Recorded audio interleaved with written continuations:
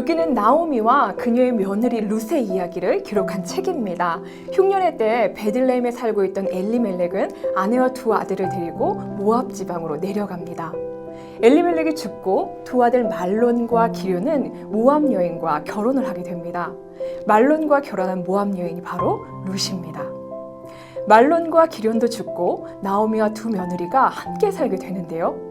흉년이 끝났다는 이야기를 들은 나오미는 베들레헴으로 돌아가려 합니다. 나오미는 두 며느리를 축복하고 각자 어머니의 집으로 돌아가라고 말하죠. 하지만 룻은 이렇게 말합니다. 어머니께서 가시는 곳에 나도 가고 어머니께서 머무시는 곳에서 나도 머물겠나이다. 어머니의 백성이 나의 백성이 되고 어머니의 하나님이 나의 하나님이 되시리니.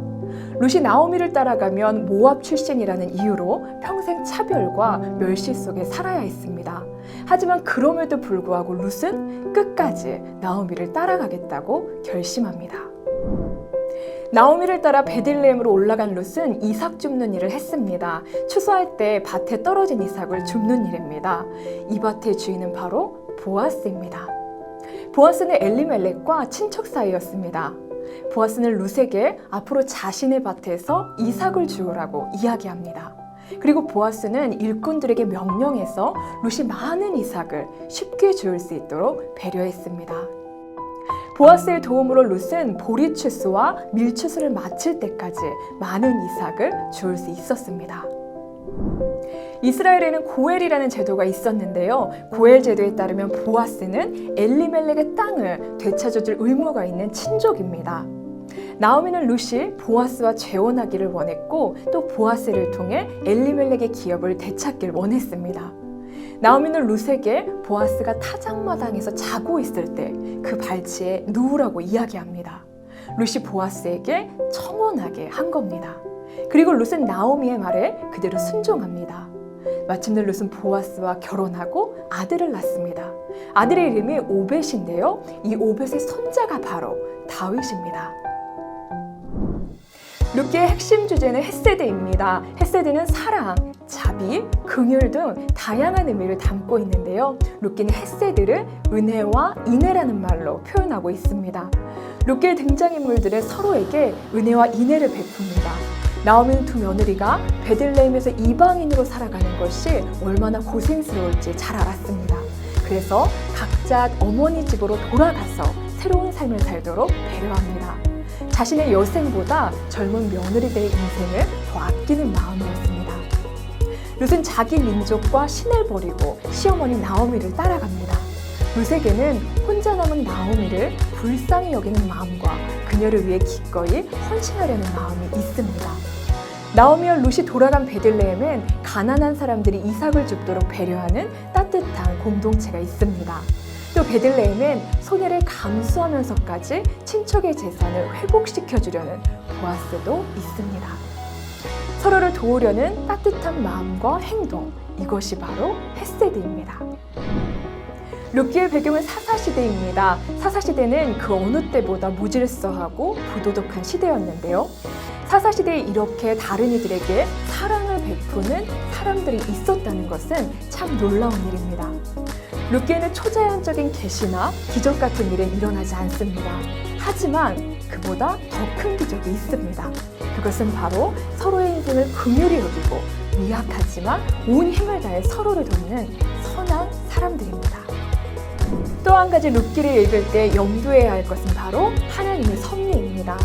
룻이 보아스를 통해 낳은 아들이 오벳이고 오벳의 아들은 이새이며 이새의 아들은 다윗입니다. 예수님은 다윗의 후손으로 이 땅에 오십니다. 룻과 보아스의 결혼은 결코 우연이 아니며 하나님의 섭리 아래 이루어진 것을 알 수 있습니다.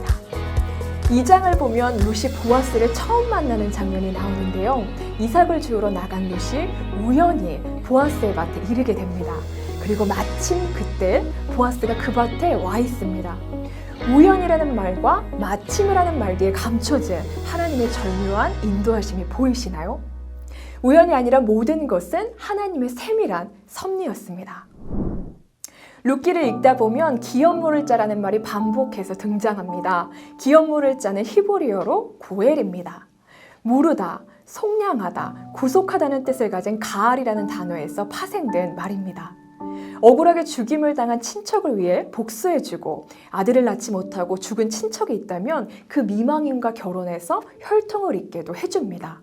그리고 경제적 위기를 만난 친척이 자신의 기업을 팔았을 경우 그 땅을 대신 사서 돌려주는 역할도 합니다. 이 고엘 제도를 통해 하나님은 각 지파에게 주신 기업이 다른 지파에게 넘어가지 않게 하셨고, 하나님이 구속하신 이스라엘 백성이 또다시 누군가의 종이 되지 않게 하셨습니다. 기업 모를 자는 언제든 희생과 헌신을 감수해야 합니다. 따라서 이 책임을 감당하려면 손해를 넉넉히 감당할 수 있을 만큼 충분한 능력이 필요합니다. 다행히도 보아스는 룻기 2장 1절에 소개된 대로 이런 손해를 감당할 수 있는 유력한 자였습니다. 뿐만 아니라 보아스에게는 시어머니를 위해 헌신하는 룻을 돌봐주려는 선한 마음도 있었습니다. 그래서 그녀가 자신의 발치에 누워 청혼할 때 기꺼이 수락했던 겁니다. 여호와께서 살아계심을 두고 맹세하노니 내가 기업 모를 자의 책임을 내게 이행하리라. 룻은 자신과 어울릴 만한 젊은 남성을 찾아 결혼할 수도 있었습니다. 하지만 그렇게 되면 엘리멜렉의 가문을 일으켜 세우진 못했을 겁니다.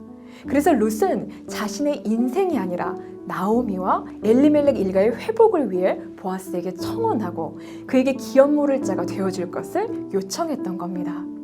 한편 보아스는 룻을 아내로 맞이하기까지 큰 손해를 감수해야 했습니다. 룻을 통해 낳은 자녀를 자신의 이름이 아니라 말론의 아들로 키워야 했습니다. 뿐만 아니라 자기 재산을 들여 되찾은 땅도 엘리멜렉의 이름으로 물려주어야 했기 때문입니다. 이렇게 룻과 보아스는 서로의 이익을 위한 길이 아니라 희생과 헌신의 길을 택했습니다. 사사시대는 이스라엘의 왕이 없으므로 사람이 각기 자기의 소견에 옳은 대로 하던 시대였습니다.